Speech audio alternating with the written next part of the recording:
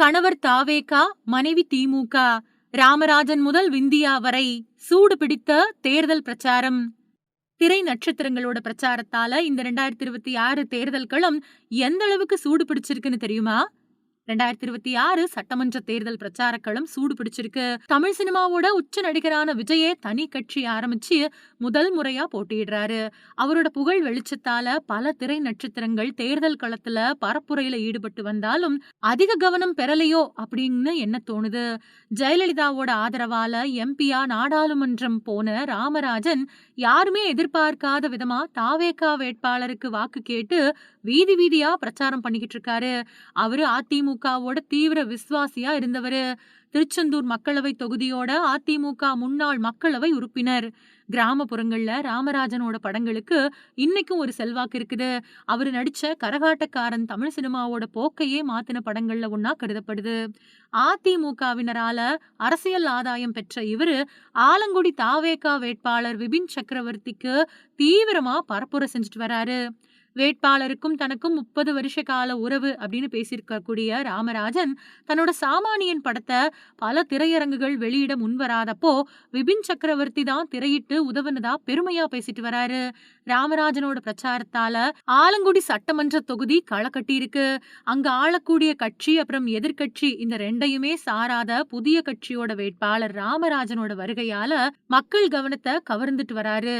சரி, குடும்ப ரீதியா நண்பருக்கு ராமராஜன் பிரச்சாரம் செய்யறாரு அப்படின்னு நினைச்சுக்கிட்டு இருந்த சமயத்துல நான் தொடர்ந்து அதிமுக தொண்டனா இருந்தாலும் விஜய் எனக்கு சகோதரர் மாதிரி, அதனால தாவேகாவுக்காகவும் பிரச்சாரம் செய்யறேன் அப்படின்னு சொல்லியிருக்காரு.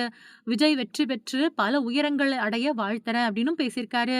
தாவேகாவில நேரடியா உறுப்பினரா இல்லாத ராமராஜன் திடீர்னு விஜய ஆதரிச்சிருக்கிறது ஒரு முக்கிய நகர்வா தேர்தல் களத்துல மாறி இருக்கு.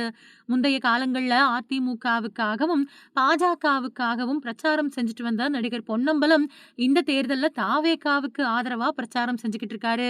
கம்பம் வேட்பாளரும் தொழிலதிபருமான ஜெகநாத் மிஸ்ராவுக்கு அவரு பிரச்சாரம் பண்ணிட்டு இருக்காரு. சினிமா உலகத்துல எனக்கு அடையாளத்தை கொடுத்தவர் விஜயகாந்த் தான். ஆனா அவர் மறைவுக்கு பின்னாடி தீய சக்தியான திமுக கூட பிரேமலதா கூட்டணி வச்சுக்கிட்டாங்க. அவங்க இதனால வெற்றி பெற்றிடலாம் அப்படின்னு நினைக்கலாம். ஆனா அது ஒரு நாளும் நடக்கவே நடக்காது அப்படின்னு ஆவேசமா பேசியிருக்காரு. ராமராஜனோட முன்னாள் மனைவி நடிகை நளினி திமுகவுக்கு ஆதரவா பிரச்சாரம் பண்ணிட்டு வராங்க. திருவள்ளூர்ல விஜி ராஜேந்திரனுக்கு தீவிரமா அவங்க பரப்புரையில ஈடுபட்டு இருக்காங்க. இந்த தொகுதியில தங்களோட கட்சி வேட்பாளர் 50,000 வாக்குகள் வித்தியாசத்துல வெற்றி பெறுவாரு அப்படின்னு கருத்து கணிப்புகள் சொல்லுதுன்னு சொல்லியிருக்காங்க நளினி. மக்களுக்காக ராஜேந்திரன் நிறைய திட்டங்களை நிறைவேற்றி இருக்காரு. அதனால அவரு 1,00,000 வாக்கு வித்தியாசத்துல நிச்சயமா வெற்றி பெறுவாரு அப்படின்னு அடிச்சு பேசிட்டு இருக்காங்க. தேர்தல் களத்துல அதிமுக கூட்டணியை ஆதரிச்சு பம்பரமா பரப்புரை செஞ்சுட்டு வராங்க கௌதமி. அத்வானி காலத்துல இருந்து பாஜகவில் இருந்துட்டு வந்த இவங்க இப்போ எடப்பாடி பழனிசாமியோட ஆதரவாளரா மாறி இருக்காங்க. சில வருஷங்களுக்கு முன்னாடி இவங்களோட நிலப்பிரச்சனை பெரிய சர்ச்சையை கிளப்பினப்போ அவங்களுக்கு திமுக அரசு பக்கபலமா இருந்துச்சு. காவல்துறையும் அவங்க பக்கம் நின்னுச்சு. ஆனா அவங்க அதிமுக விசுவாசியா தேர்தல் களத்துல கம்பு சுத்திட்டு வராங்க. செங்கல்பட்டு, விருகம்பாக்கம், திருத்தணி அப்படின்னு பல இடங்கள்ல பிரச்சாரம் பண்ணிக்கிட்டு இருக்காங்க கௌதமி. ஒரு காலத்துல நடிகர் கமல்ஹாசன் கூட இணைஞ்சு வாழ்ந்தவங்க. அவரோ இப்போ மானிமா சார்பில் திமுக கூட்டணியும் ஸ்டாலினும் ஆதரிச்சு பிரச்சாரம் பண்ணிட்டு வராரு. மதுரை வட்டாரங்கள்ல நடிகர் வையாபுரி அதிமுகவையும் எடப்பாடி பழனிசாமியையும் ஆதரிச்சு வாக்கு சேகரிப்புல ஈடுபட்டு வராரு. நடிகை விந்தியா வழக்கமா ரைமிங்கா பிரச்சாரம் செய்யறதுல வல்லவங்க. அவங்க பிரச்சாரத்தை ஜெயலலிதாவே கூப்பிட்டு பாராட்டி இருக்காங்க. அவங்க இப்போ அதிமுகவை ஆதரிச்சு பிரச்சாரம் செய்யறாங்க. எடப்பாடி பழனிசாமி தலைமையிலான அதிமுகவில் இணைஞ்சிருக்காங்க. விஜய் ரொம்பவே கடுமையா விமர்சனம் பண்ணிட்டு வராங்க.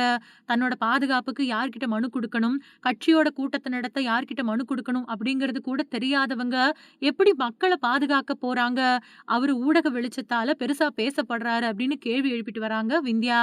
இவங்களோட பிரச்சாரம் அதிமுகவுக்கு பலமா கருதப்படுது. போஸ் வெங்கட் திமுகவுக்காக பிரச்சாரத்து களத்தில் நிக்கிறாரு. இவரை தவிர்த்து நடிகர் கருணாஸ் நேரடியா வேட்பாளராவே தேர்தல்ல களம் கண்டிருக்காரு.